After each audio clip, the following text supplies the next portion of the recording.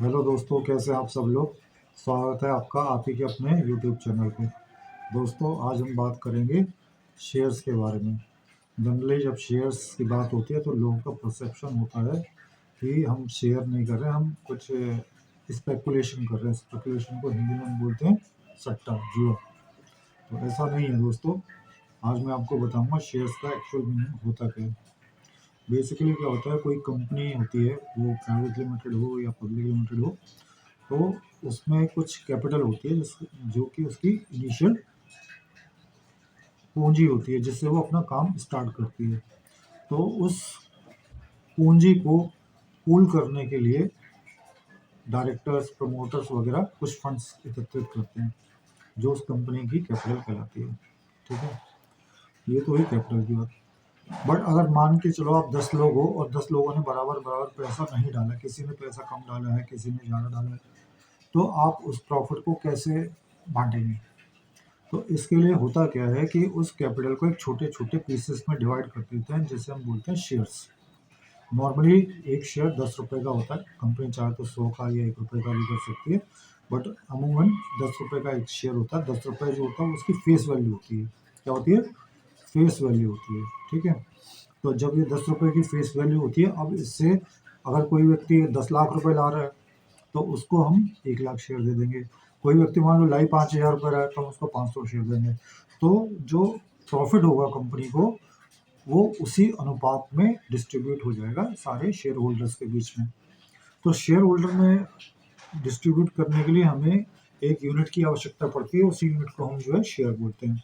ये तो ही एक बात।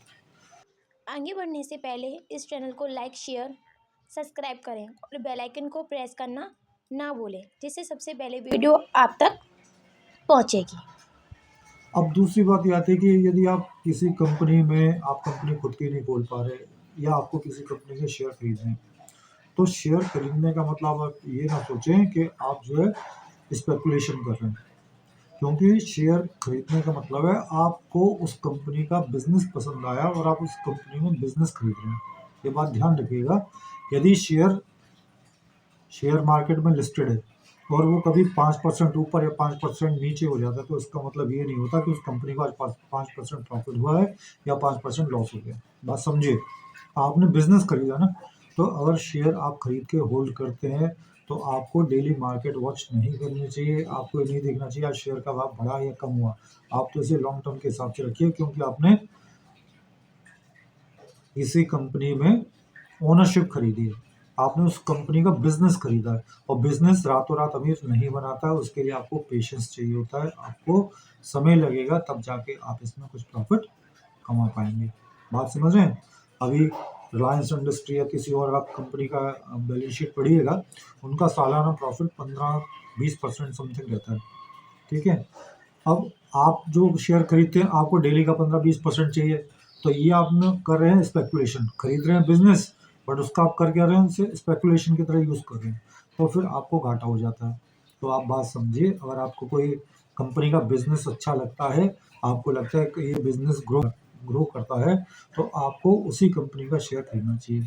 उदाहरण के तौर पे बताऊं, मैं सुबह उठता हूँ, कोलगेट इस्तेमाल करता हूँ। टूथपेस्ट मेरा जो है वो कोलगेट है। तो अगर मुझे कोलगेट पामोलिव के शेयर मिलेंगे और अट्रैक्टिव दाम पर मिलेंगे तो मैं खरीद लूँगा। क्यों? मालूम है, जैसे मैं कोलगेट को यूज़ करता हूँ वैसे कई लोग यूज़ करते हैं। तो सुबह डेली उठ के मुझे कोलगेट चाहिए चाहिए। ठीक है, तो इसका मतलब ये बिजनेस आगे ग्रो करेगा।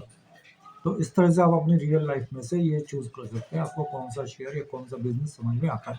सपोज दैट मैं अपनी शॉपिंग जो है ज़्यादातर विशाल मेगा मार्ट से करता हूँ, तो कायदे से मैं क्या करूँगा, उसका शेयर खरीद के रखूँगा अपने पास, जिससे कि लॉन्ग टर्म में जो कंपनी प्रॉफिट कमाए उसका प्रॉफिट मुझे मिल सके।